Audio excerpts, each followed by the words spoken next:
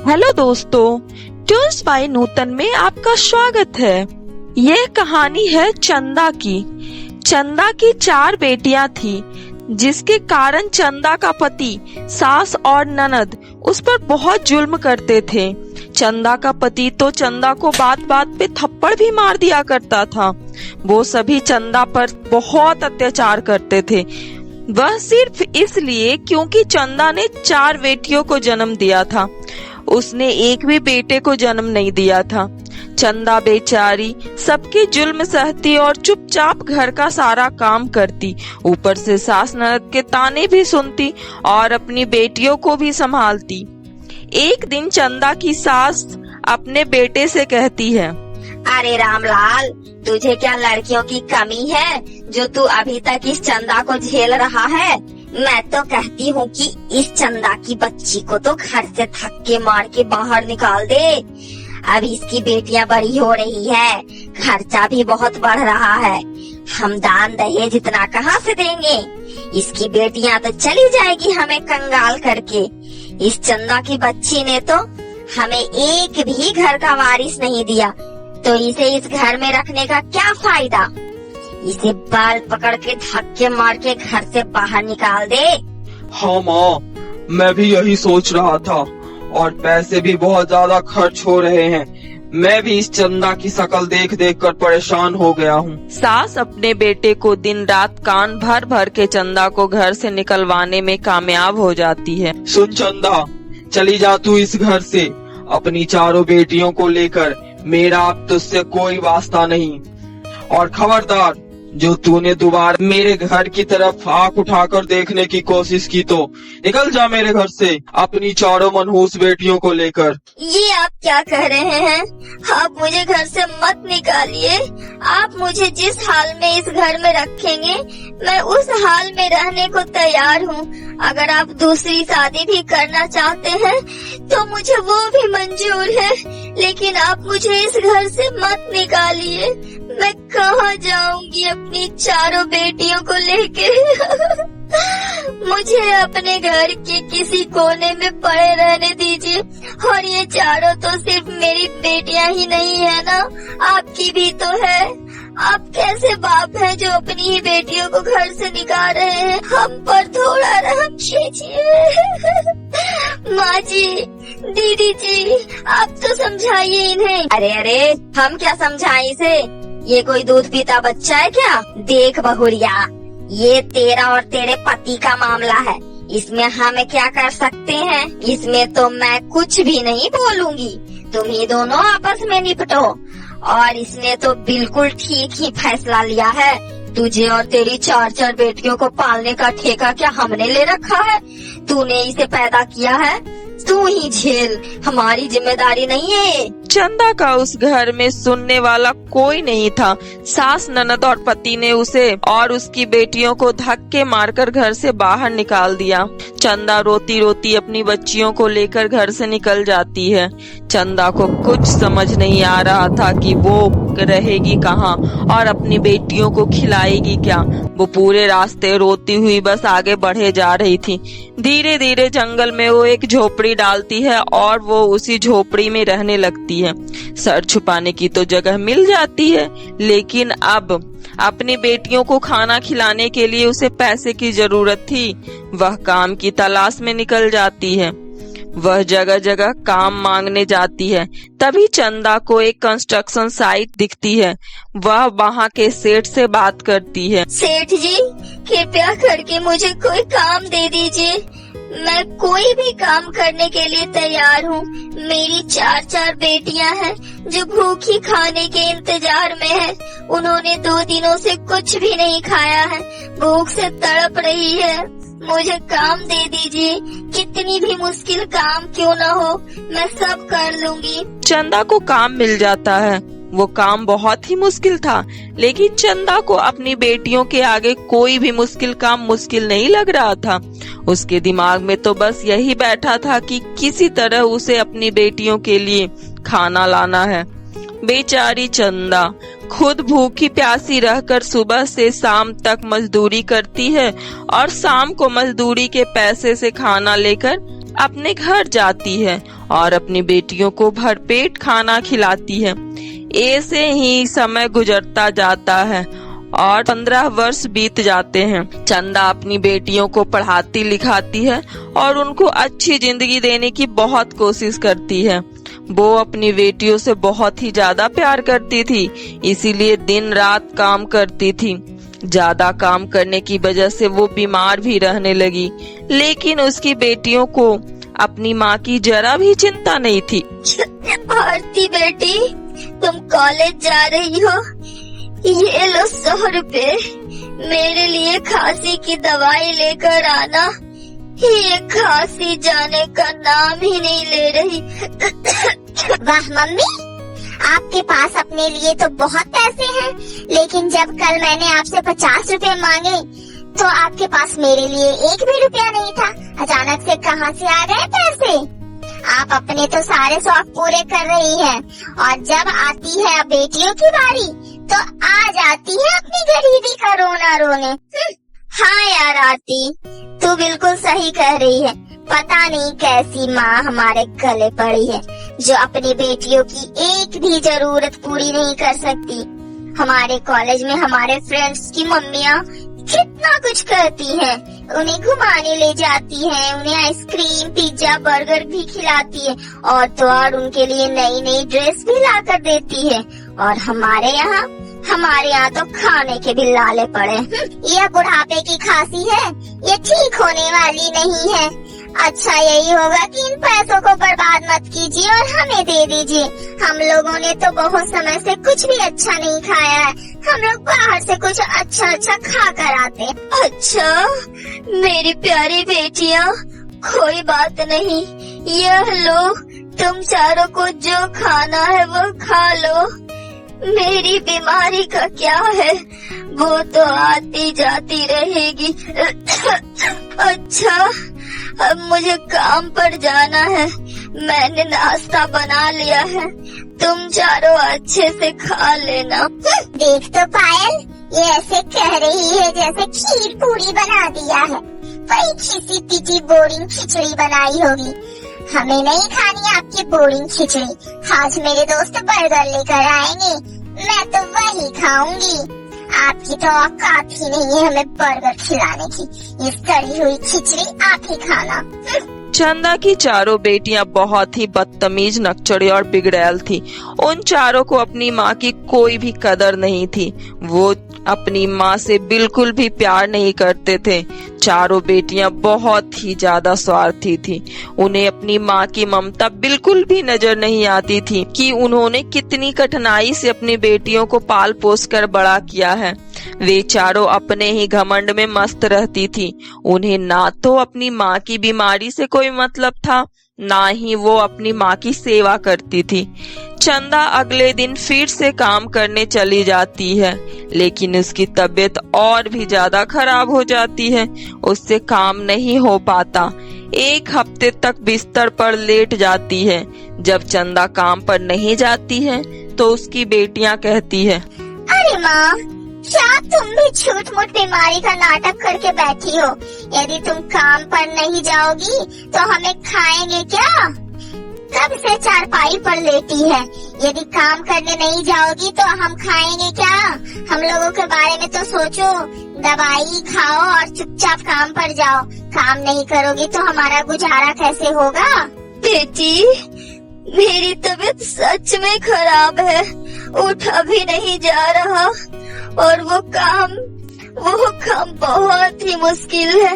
इतना भारी भारी ईंट पत्थर 10-10 मंजिले तक ऊपर पहुंचाना पड़ता है, वह मुझसे नहीं हो पा रहा है। मेरी बेटियों, मुझे माफ कर दो। जैसे ही मेरी तबीयत ठीक होगी मैं तुरंत काम पर चली जाऊंगी। तबीयत ठीक होगी का क्या मतलब है? ठीक करनी पड़ेगी। कल मैं अपने एक दोस्त को घर लेकर आऊंगी, अच्छे खाने का बंदोबस्त कर देना। कैसे करोगी वो मुझे नहीं पता, कर्जा करो या खुद को बेचो, कुछ भी करो, लेकिन मेरे दोस्त को ऐसा नहीं लगना चाहिए कि हमारे घर में खाने की कमी है। वो बहुत अमीर है और मैं उसे बहुत पसंद करती हूँ। आई बात समझ में? ठीक है बेटी, मैं सेठ से थोड़े पैसे उधार मांग लूंगी, थोड़ा ज्यादा काम करना पड़ेगा, दवाइयाँ भी ले लूंगी। और नेहा, मैं तुम्हारे लिए बहुत खुश हूँ बेटी, तुमने अपने लिए लड़का भी पसंद कर लिया। तुम लोग कब इतनी बड़ी हो गई पता ही नहीं चला।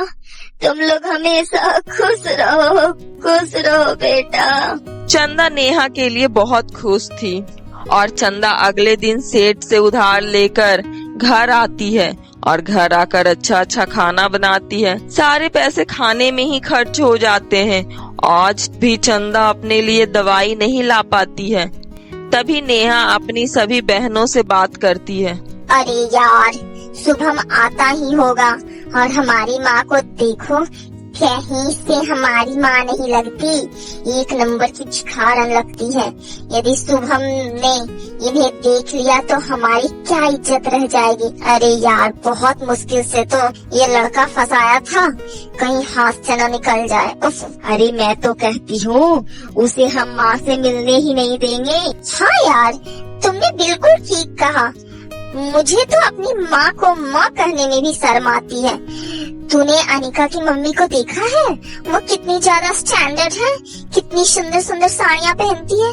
काश हमारी मम्मी भी अनिका की मम्मी की तरह होती, लेकिन हमारी किस्मत में तो ऐसे गरीब भिखारन माँ लिखी थी। चंदा दूर खड़ी होकर अपनी चारों बेटियों की बातें सुन रही थी। उसे यह सब सुनकर बहुत तकलीफ हुई। वह बस रो रही थी। उसके आंखों में आंसू टप टप बह रहे थे। हे भगवान, कैसी जिंदगी दी है मुझे, मेरी क्या गलती है। ना ही मुझे कभी ससुराल का प्यार, ना ही पति का, और तो और मेरी बेटियां भी मुझसे नफरत करती हैं। उन्हें मुझे माँ कहते हुए भी शर्म आती है। अपने लिए लड़का भी पसंद कर लिया और मुझे मिलवाने में भी उसे शर्म आ रही है। इतनी नफरत करती है मुझसे। हे भगवान, आप तो जानते हैं कि मैंने अपनी बेटियों की परवरिश में कोई कमी नहीं होने दी। उनके लिए हर एक काम को किया जो मेरे लिए असंभव था। उन्हें एक अच्छी जिंदगी देने की पूरी कोशिश की, उसके बाद भी यह दिन देखना पड़ रहा है। इस तरह चंदा बहुत रोती है और अपनी बेटियों को कहने से पहले घर से दूर चली जाती है। कुछ देर बाद शुभम आता है। नेहा अपनी बहनों के साथ मिलकर शुभम की खूब खातिरदारी करती है। उसे अपने माँ के हाथों के पकाए व्यंजन खिलाती है। तभी शुभम कहता है, अरे नेहा, तुम्हारी मम्मी कहीं दिख नहीं रही, कहाँ गई हैं? एक्चुअली शुभम वो अपनी बहन से मिलने गई है। मौसी की तबीयत बहुत ज्यादा खराब हो गई थी तो उन्हें जल्द से जल्द जाना पड़ा। माँ का तो बड़ा मन था तुमसे मिलने को, लेकिन सिचुएशन ही ऐसी हो गई कि माँ को जाना पड़ा। शुभम, तुम छोड़ो ना माँ की बातें, तुम ये बताओ तुम्हें खाना कैसा लगा? मैंने अपने प्यारे प्यारे हाथों से बनाया है। यार नेहा, सच में खाना बहुत ही ज्यादा टेस्टी है। इतना स्वादिष्ट खाना तो मैंने आज तक नहीं खाया। मन कर रहा है कि खाने के साथ साथ अपनी उंगलियां ही खा जाओ। सच में तुम बहुत अच्छा खाना बनाती हो। यह सुनकर नेहा बहुत खुश हो जाती है। खाना खाकर शुभम अपने घर चला जाता है। शुभम के जाने के बाद नेहा अपनी माँ से कहती है, चलो, आपने जिंदगी में कोई तो अच्छा काम किया है। आपका खाना शुभम को बहुत पसंद आया। कल फिर शुभम आएगा, कल भी खाना बना देना। जितना स्वादिष्ट आज बनाया है कल भी उतना ही स्वादिष्ट खाना बनाना, वरना मेरी नाक कट जाएगी। आई बात समझ में? शुभम को मैं पसंद आने लगी हूँ और वो जल्द ही मुझसे शादी करने वाला है, तो आपसे और इस गरीबी से मुझे छुटकारा मिल जाएगा। इसके बाद मैं अपनी बहनों की भी शादी इसी के रिश्तेदारों से करवा दूंगी। कम से कम हम चारों को इस नरक भरी जिंदगी से छुटकारा तो मिलेगा। चंदा चुपचाप अपने कमरे में चली जाती है। उसकी तबीयत आज कुछ ज्यादा ही खराब थी और आज खाना बनाते वक्त चंदा का हाथ भी कट गया था और खून की कुछ बूंदें खाने में भी गिर गई थी।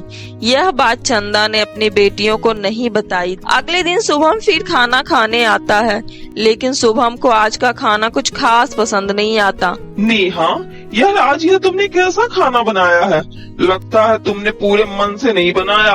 आज के खाने में तो वो कल वाला स्वाद ही नहीं है। मुझे बिल्कुल टेस्टी नहीं लग रहा आज का खाना। ऐसा कहकर शुभम चला जाता है। शुभम भी यह सब बात सुनकर नेहा को बहुत गुस्सा आता है और वह माँ के पास जाती है और उनसे गुस्से में कहती है, यह सब आपने जानबूझकर किया है ना? आप चाहते ही नहीं है कि आपकी बेटी इस नर्क से निकले और अच्छे घर में जाए, इसलिए आपने इतना बेकार खाना बनाया। शुभम तो मुझसे नाराज होकर चला गया। हो गई आपके मन की पूरी? पता नहीं कैसी माँ मिली है मुझे जो अपनी बेटी की खुशी ही नहीं देखी जाती। बेटी, ऐसी कोई बात नहीं है। मैंने तो पूरे मन से खाना बनाया था और कल वाले सारे मसाले भी डाले थे। और तो और कल तो खाना बनाते वक्त मेरी उंगली कट गई थी और खून की कुछ बूंदें खाने में गिर गई थी। पता नहीं कल का खाना शुभम को कैसे पसंद आया। नेहा, इसका मतलब माँ का खून इतना ज्यादा स्वादिष्ट है कि कुछ बूंदें ही गिरने से खाना टेस्टी हो जाता है। तो सोचो माँ का मांस कितना स्वादिष्ट होगा।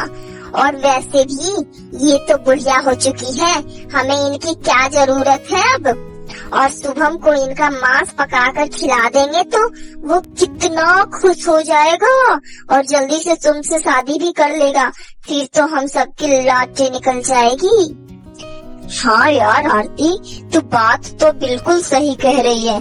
चल अब कैसे मारना है जल्दी से प्लान बना। इतनी कठोर थी चंदा की चारों बेटियां जो अपनी ही माँ को मारने का प्लान बना रही थी। चंदा की छोटी बेटी पायल को यह सब अच्छा नहीं लग रहा था। चंदा की चारों बेटियां चंदा को लेकर जंगल जाती है और उसे मारने के लिए रस्सी से बांधती है। चंदा अच्छी तरह से जानती थी कि उनकी बेटियां उसे मारने वाली है। अपनी बेटियों की खुशी के लिए चंदा मरने के लिए भी तैयार थी। शायद यही दिन देखने के लिए मैंने तुम सबको पैदा किया था। बेटी, तुम्हें जिसने जन्म दिया तुम उसी को मार रही हो जो तुम्हें इस दुनिया में लाया। लेकिन कोई बात नहीं, मैं तुम सब की खुशी के लिए यह बलिदान देने के लिए तैयार हूँ। यदि मुझे मारकर तुम लोगों को खुशी मिलती है तो मैं हंसते हंसते मरने के लिए तैयार हूँ।